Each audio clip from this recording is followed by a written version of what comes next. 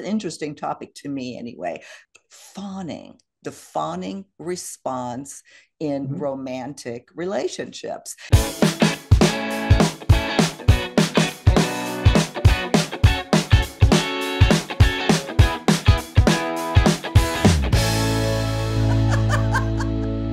Thank you so much for joining us again on Second Act TV. Once again, I'm so happy to welcome back Dr. Gary Salyer, the author of Safe to Love Again: How to Release the Pain of Past Relationships and Create the Love You Deserve.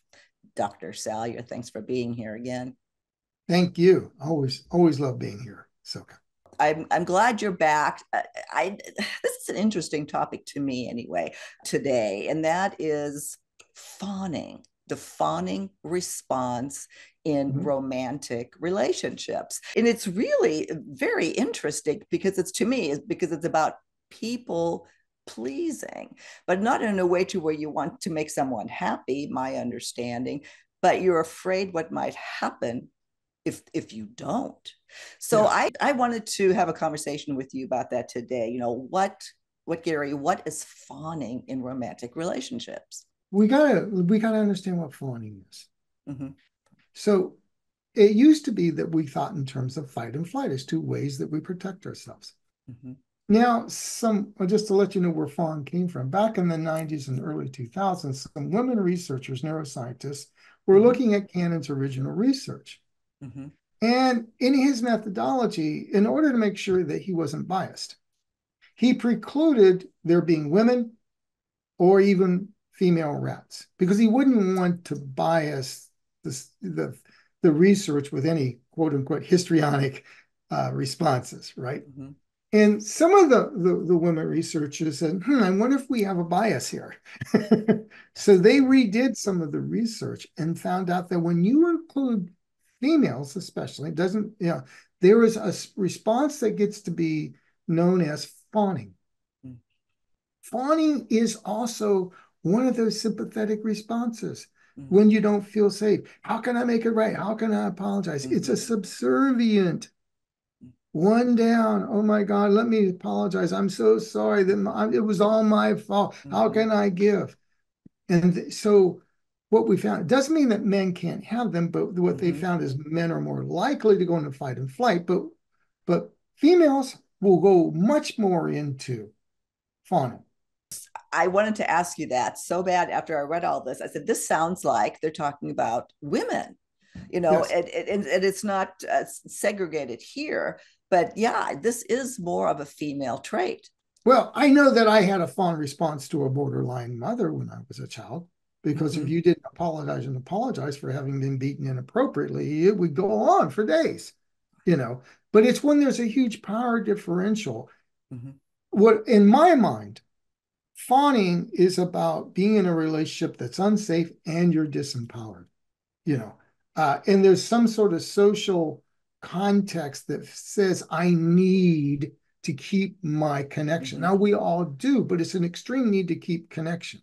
Mm-hmm. Now, fight and flight are also forms of power, but this is one where the natural predilection is to try to keep your social standing at all Mm-hmm. costs. I was just going to say some practical signs here that was included. Let me see what you think. It's like difficulty saying no to your partner. These are signs you might be in a fawning mode. Feeling responsible for your partner's mood, prioritizing your partner's needs above your own, avoiding conflict, and the list goes on. Does that sound familiar? All of those, Yeah. all of those are what it means to be one down. Mm-hmm. Think about fawn as when you're in a relationship and you're seeking safety, and some part is saying, if I can be one down, I can keep this relationship. If you want to know what a fawn response looks like in terms of evolution, think of the dog that's got a mean master Mm. that's maybe kicked Ben once to him, and yet it still comes up Mm. afterwards and licks them past. Yeah, breaks This my heart. this is your extreme fawn response. Mm-hmm. Or a client some years ago that started off saying, he had an affair. Mm. And I know that's bad, and I shouldn't condone it. And I don't. However, I know if I'd been a better wife, Mm. And I wanted to say, stop right there. Right. I didn't for a while, but if that's fun, if I just been a better wife, how Mm-hmm. can I fix it? Mm-hmm. Not rock the boat. Don't assert. And Mm-hmm. that fawn response tells you to fix it at all costs. And Right. even if it costs you a mint, Mm-hmm. it means it's subservience. All the things you said, it's give, give, give, give, and maybe they might give back, right? Mm-hmm. Now, Yeah. not all over giving is fawning exactly, but Mm-hmm. it's certainly, but they overlap quite a bit of them. They say here too that well, accepting bad behavior from your partner, like you said, apologizing for things that are not your fault, feeling That's like that nothing is ever good enough and that you're not appreciated. So all, yeah, to an extreme that is troublesome. you're trying to keep the relationship at all costs. And you don't set the boundaries. There's a Mm-hmm. lack of Yeah. boundariness in fawning. It is a need to fix it by losing yourself, what you have. I would say fawning, and there's a certain big overlap between that and codependence as well. But we're Mm-hmm. talking more an autonomic nervous system, like fight Mm-hmm. and flight. This is Mm-hmm. getting more into, you know, basic evolution. This precedes your mammal brain. Okay. Mm-hmm. And fawning is about, you know, how do I give up my power in order to keep a relationship? Mm. That's how, and I'm trying to put it into a context so people can feel into what fawning is. And there is constant apologies. Oh, it's not my fault. It must be yours. Let me go fix that. When Mm-hmm. someone's been a jerk, oh, if I just been nicer, maybe they Mm-hmm. wouldn't have said that thing to me. Well, I was just going to ask you is, if our viewers, our listeners are, they're identifying with this. I mean, on some level, I can. I've done this in the past. But if you feel like, yeah, I could be in this pattern, what do you do about it? How do you break the fawning response? Overgiving can be a function of not feeling worthy, or in this instance, disempowered. Unworthy means, well, I'm not good enough, so I have to give. It's a certain amount. But I focus more on how do I give them the power Mm-hmm. and the boundaries and the sense of self that, hey, I have a voice here. Mm-hmm. I think it was Pia Melody said there can be no relationship without voice, and there can be no voice without relationship. Fawning is a relationship without authentic voice. Mm. It's no relationship Mm-hmm. to speak of because Mm-hmm. you can't speak your truth. Hey, ouch, Mm-hmm. that hurt. Fawning with, oh my God, I'm so sorry. I must have hurt you for you to say that very mean thing to me. Mm-hmm. So is awareness the first step? I mean, it sounds like, I mean, there's probably no simple solution to this, because if you're in that state, how do you break yourself out of it? So, I mean, that's why I'm hoping that this conversation, if you can identify with this, how do you determine that this could be me? I mean, there were a couple of things here that they said that if you could ask yourself these questions, let me see if you agree with this. I've often felt more like a caretaker than a partner in my relationship, and it always keeps me on edge. Or I always go the extra mile to keep my partner happy, but they rarely do the same for me. Does that bring up awareness? What would you add to that? Those can all be symptoms uh, of a fawn response.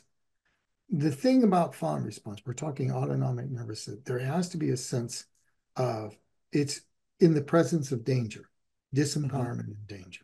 And when someone is angry, you immediately go into a fawn response.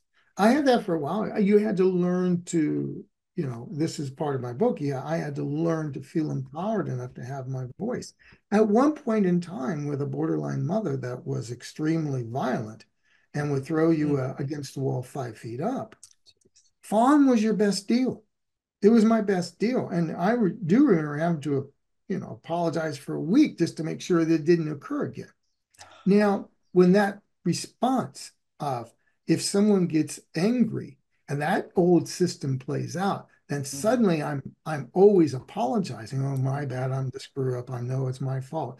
When it took me a while to realize, no, it wasn't always my screw up. Maybe there were times it was on them. And having that reclaiming your authentic voice is meaning learning to be safe with the natural feeling of empowerment. Mm-hmm. that gives you proper boundaries. Mm-hmm. Ouch, that hurt. I need an apology on that. That didn't feel good. Mm-hmm.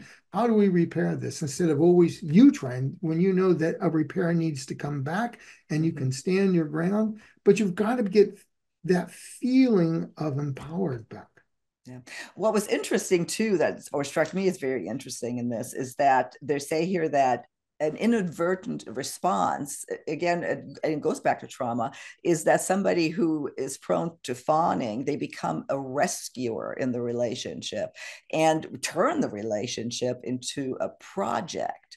And it's interesting because when I Yep. read that, I thought about a friend of ours who, and this was a male who just, I mean, that's like fawning. His picture should be in the dictionary when Yep. you read that. And of course, that's a man. But what do you think about that?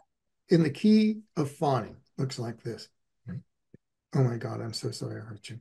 My God, that was my fault again. And in secret, you're thinking, I wonder, and I know they're not that all that sensitive and they tend to step on my toes. Oh, I know if I just keep saying and working on it hard enough, they'll get enlightened. You see where it turns in. The project turns from, oh my God, and then there's the hope for some attunement, Mm-hmm.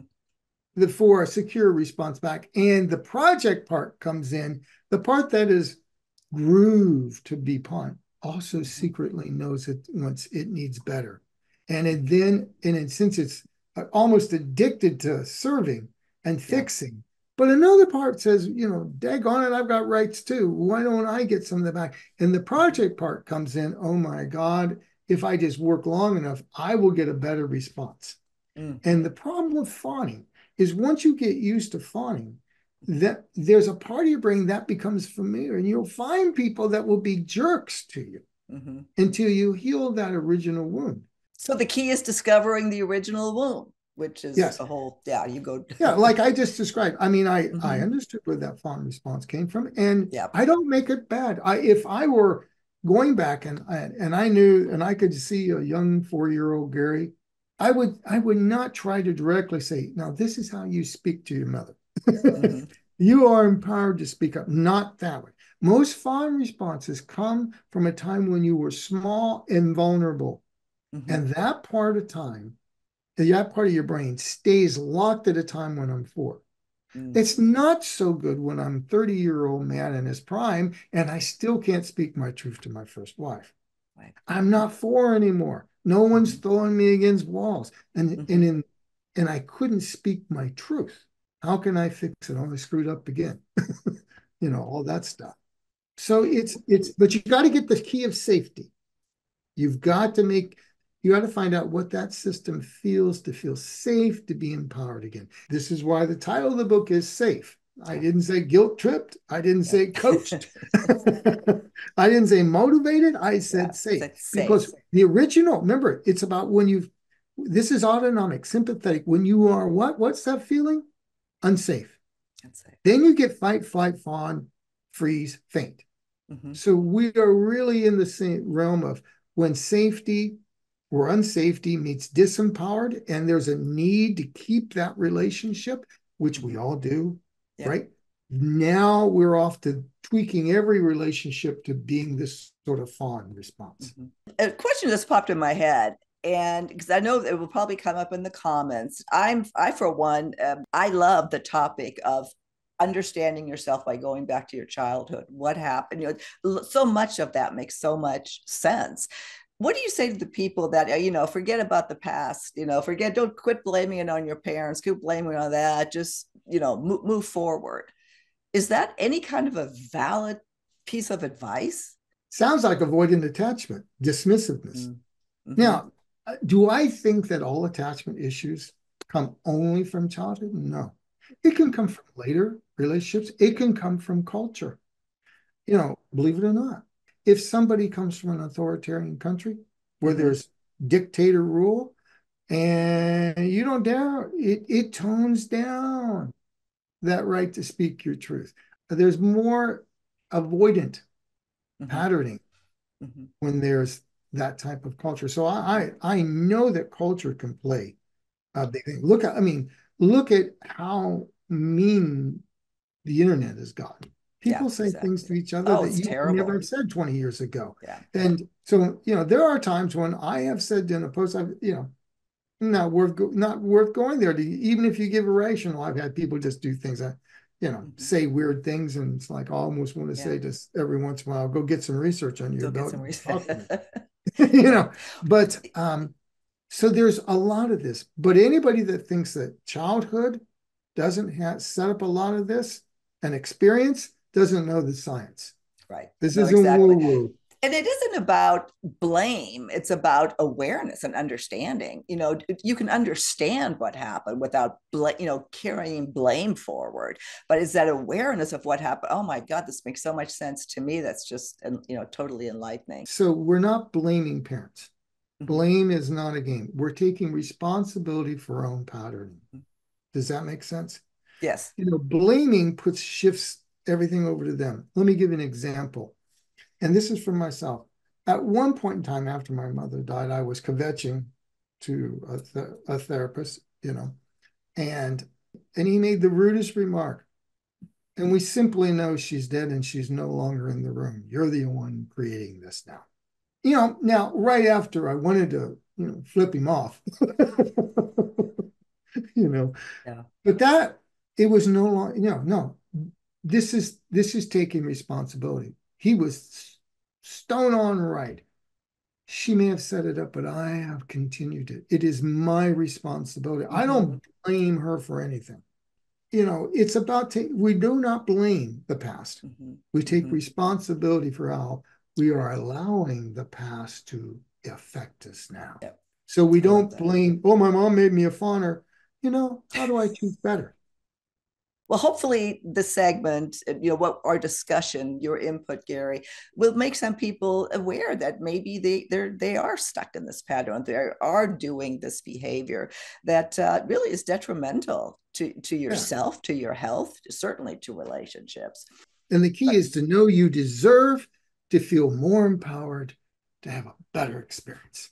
That's the only good thing. Just know that if you see it, you can do the work and you can be empowered to have it better and speak your truth. And on that, let's end.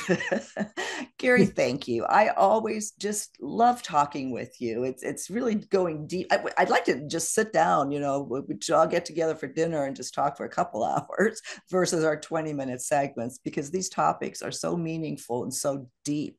So again, thank you for your time. I will link to all of your information, to your website, to your book, Safe to Love Again. Great read, especially for topics like this. And I can't wait to talk with you again soon on Second Act TV.